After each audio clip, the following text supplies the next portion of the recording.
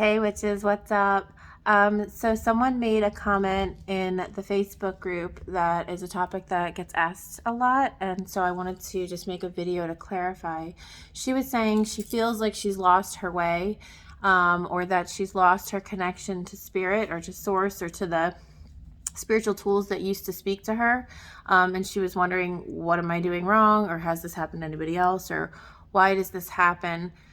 I get this question from one-on-one clients fairly often too. The answer is one of those things that's super annoying.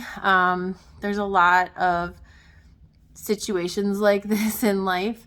So, okay, we feel like we lose our connection to spirit when we have things going on within ourselves that have to get processed. I'm going to take a second to explain why, and then to kind of explain a little bit more of what I mean by that. So we never actually lose our connection to spirit. I remember, I even went through a time in my life where I was feeling like abandoned by my guides and abandoned by like God and the universe. And the fact is that we are human beings. You've all heard this quote, right? It goes, we are human beings having a spiritual experience. What that means is that we are spiritual beings having a human experience. That's the quote. We are spiritual beings having a human experience. What that means is we are these amazing creatures that exist both in tangible reality and on the spiritual plane, because we contain multitudes inside. We are spiritual beings inside. We are connected to source and to the divine presence of all that is. And yet we live and exist here in the physical, tangible world. When there's something happening that our physical, tangible body has to experience, what happens is this. Our channel, our intuition, wherever that lives within you, is our connection to source. It's our connection to spirit. It's our connection to our guides and the signs and all of the communication that we want to have. It's kind of coming through our antenna, but it's also kind of coming through our intuitive center. But that intuitive center, that antenna, exists in our physical, tangible body. We have to use our bodies to connect to source in a certain type of way. So if we're going through something that's very deep or intense or difficult for us, the body feels blocked. So think about it this way. If you are having a lot of grief or sadness, or you're in a highly triggered out emotional state on a regular basis, your body is the being that is creating the chemicals and the emotional reaction that you're having, that is feeling the sense of grief or loss or sadness or stress. These are emotions that only exist in the tangible world. There's no grief on the spiritual plane. There's no grief or loss on the other side. It doesn't exist because there's no time. There is no death. There is no permanent change. There's no permanence really either. It's another one of those paradoxes about there being no time and also simultaneously no permanence. But here in the tangible world, loss can happen. Things can take place that remove us from that deep inner knowing that we have, that we carry within us, about the world being infinite and all of us being interconnected, right? That doesn't feel true to the human body, because to the human body, things aren't necessarily infinite, because the human body has a sense of itself, and it knows that its time here is maybe limited, or that everything is not 100% permanent.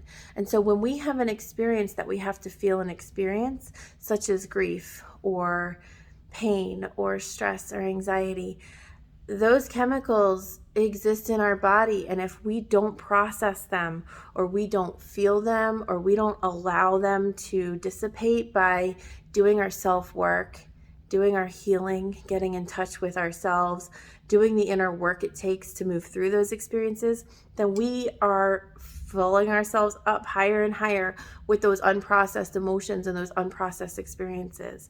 And the more of that piles up in us, the harder it is for us to connect to that inner channel that we have, that connection to source that's always there. It's always there. But what we are doing with ourselves and our experiences is what determines whether or not we are aware of how there it is. That's what determines how connected we are to our spiritual side. If we are full of unfelt emotions or unprocessed experiences or a lot of hardships or a lot of challenges that we're not working through, our channel is going to get more and more buried. Because see, it's already pretty subtle for most of us. Like, we've spent a lot of our lives not validating it, not interacting with it, not using it as the resource that it is. And so it's already not screaming and loud at us. It's subtle.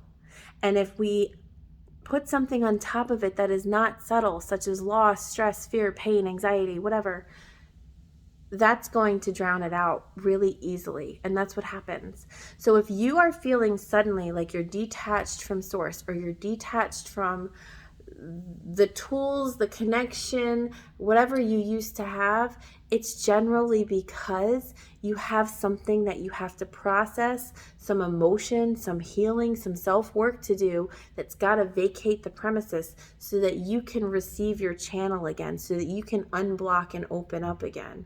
Clearing out any discordant feelings or things that aren't okay with you, or areas that you're being invited to self-work, clearing those spaces out will reignite that attachment to source that you have. It'll reconnect you to your guides. I always kind of sass my guides about this, because I'm like, why is it that when someone's going through grief, they feel the most disconnected possible? It's unfair. And it's just because their grief builds up. The body is grieving something, and the soul feels disconnected during that time, and it is unfair. And I've, filed a complaint with the complaint department over on like divinesource.com, but they haven't gotten back to me. But if you're feeling disconnected, or you're feeling like your tools aren't working, or you're feeling like something's going wrong, say to yourself, what is it that I have to process? What feelings do I have to feel? How do I have to move these emotions through me? Where is the self-work about me with anything that's kind of not going well in my life? And how can I do that self-work so I can get back to center and get right with myself?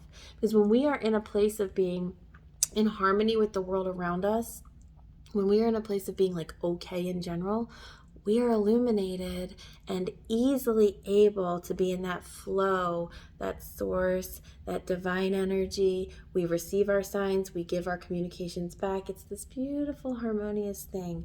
When something starts to go wrong for us and we're really feeling like attached to it in a bad way and like triggered out by it and everything, we can't tap into that ease until we process and release. This is why I'm always saying self-work and spirituality have to go hand in hand. Witch work and self-work go hand in hand. They all go together because they are all one and the same thing. My job is to teach you how to best utilize your life here on this planet, how to best utilize this, like my mentor used to call it, this astronaut suit that we're wearing as a human being to be in this world. How do we use it so that we can still be connected to spirit and also still be having a human experience? So if you're hearing this, if you're watching this, and you're feeling like recently something's disconnected you, say to yourself, what are the feelings that I'm kind of avoiding dealing with right now? And how can I safely access processing and healing from them? I hope that this is helpful.